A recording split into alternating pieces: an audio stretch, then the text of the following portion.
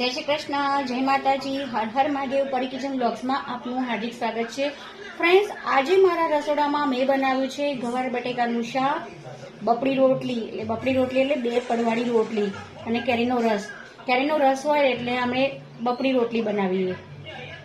તો બતાવું હો.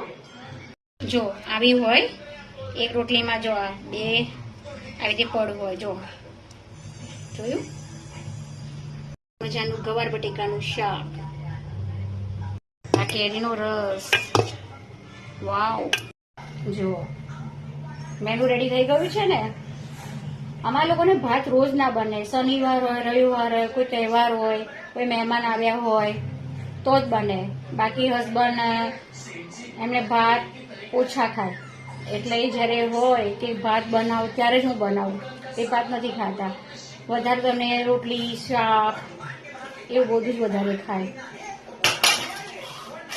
અને હા, તમે જમવા જ્યારે બી બેસો, રસોઈ પહેલા બનાવો ને તો ભગવાનનું નામ દઈને જ રસોઈ બનાવો. કોઈ બી રસોઈ બનાવો ને ભગવાનનું નામ દઈને રસોઈ બનાવશો ને તો રસોઈ બી સારી બનશે, પ્લસ જે લોકો જમશે એ લોકોના વિચારો બી સારા રહેશે. ઠીક છે, કારણ કે આપણે ભગવાનનું નામ દઈએ છીએ. અને જમતા બી તમે જ્યારે શ્લોક, ઘણા લોકો બોલતા હોય છે, શ્લોક ના ફાવે તો ભગવાનનું નામ દઈને તમે એ ખોરાક તમે પેટમાં ઉતારી શકો છો, તો તમારા વિચારો બી સારા રહેશે. તો હંમેશા આ નિયમ રાખવો, જ્યારે બી રસોઈ બનાવો ને તો ભગવાનનું નામ, તમે જે ભગવાનમાં માનતા હોય એનું નામ અવશ્ય દેવું. ઠીક છે.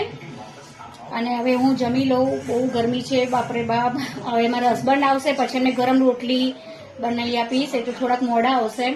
હું મારી ડોટર હવે જમી લઈશું. કોઈ દિવસ નજીકમાં હોય તો પછી એમની રાહ જોઉં. છેલ્લે હું જમું, પહેલા એમને જમાડું. ઠીક છે. અને પછી છોકરીઓ પણ બેસી જાય જોડે, એ બી જમી લે. અને પછી છેલ્લે હું જમું. પણ એમને મોડું થાય, 2 વાગે, 2:30 વાગે, એમને આવવાનું કંઈ નક્કી જ ના હોય, ક્યારે બી આવે. તો પછી હું જમી લઉં. તો બસ હવે હું જમી લઉં. તમે લોકો શું બનાવ્યું છે જમવાનું મને કહેજો હો. અને હા, મને સપોર્ટ કરજો. લાઈક અને કોમેન્ટ અને શેર કરવાનું ભૂલતા નહીં હો. તો જય શ્રી કૃષ્ણ, જય માતાજી, હર હર મહાદેવ.